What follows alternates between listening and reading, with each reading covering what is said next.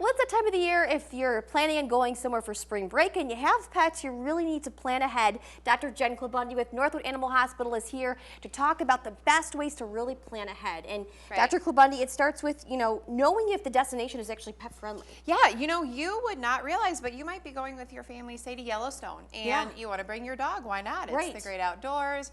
Everybody's out there hiking. Dogs are not allowed in Yellowstone or most national parks, even in the backcountry and on trails. So really research where you're going, see if it's appropriate for you to be bringing your pets.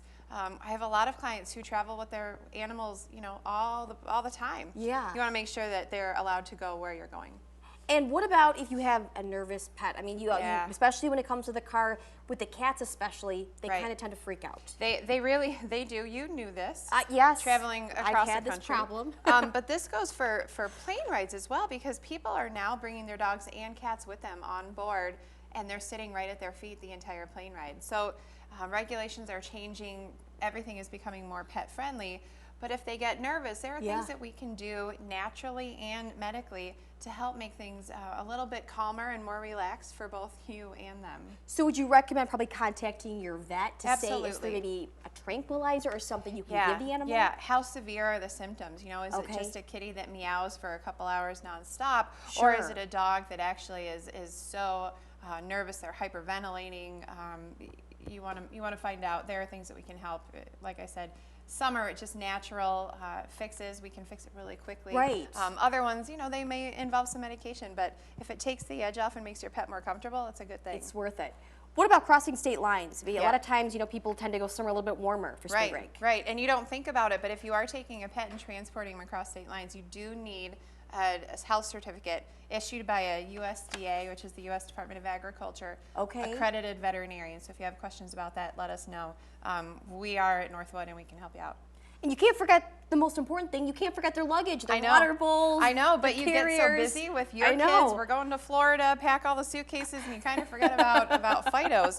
But don't forget about the food bowls. The most important thing are your vet health certificates, vaccine records, and a leash and a collar, because they might not be on a leash at home. Exactly. But if you're stopping at a rest stop, you really need to get them on a leash and have them protected. We don't want them running away. And what about these guys right here? I'm in love with this little girl. They're up for adoption. Yes. They're babies. They're two little baby girls. Look at her. And they're going to be spayed today. We're fixing them. They're ready to go through their homes. It's through Benzie County. Benzie County Animal Shelter. Yeah. And how old are they? They're about 8 months old? Oh, they're less than a year. They're probably between 8 and 10 months old. Look at them. Look at how that one's nibbling. So sweet. If you need a pet, these guys need forever homes, and I'm telling you, they are so well behaved. They're just sitting here. Yeah, playing. Yeah. Just playing. We're going to have part 2 of Pet Talk coming up in about 15-20 minutes, talking more about traveling on spring break with your pets. Thank you so much, Dr. Klabundy. Thank you. Talking all about spring break plans, and we also have 2 very adorable kittens with us this morning. And Jen, these kittens are from the Benzie County Animal Shelter. They're 2 females. They're both under a year of age. They'll be spayed today. They're ready to go to their homes, and they both are little love nibblers. They're very, very sweet. If you are looking for a kitten, these 2 are wonderful. And of course, they're at Benzie County.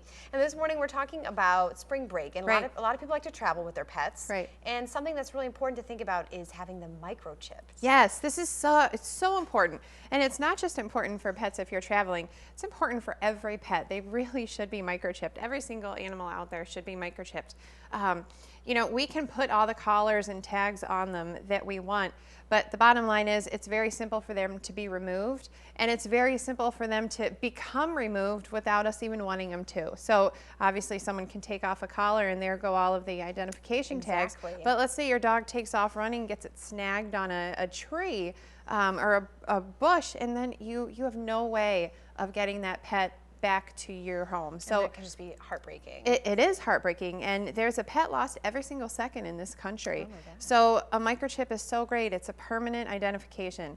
And of course, dog tags and cat collars, they're still important if you're traveling, but if worse comes to worse and they break them off, we always have permanent ID in your pet and they will get home to you. That's amazing. And then one more thing, you know, we're talking about traveling with your pets, but what if you're doing the opposite? What if you're going on a trip and leaving your pet at home? What are your options? So, well, there are a lot of options. So we don't have to bring all of our animals with us when we travel. We have that luxury now.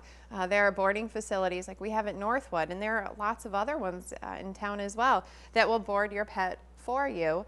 The other option that is around here is that someone will come and live in your home while you're gone and take care of all of your babies. So there are lots of options. Obviously, if your pet is staying in your home, you know, you won't need the up-to-date on vaccinations and that sort of thing, and that you they'll feel will. comfortable. Well, that's ideal. That is the ideal situation.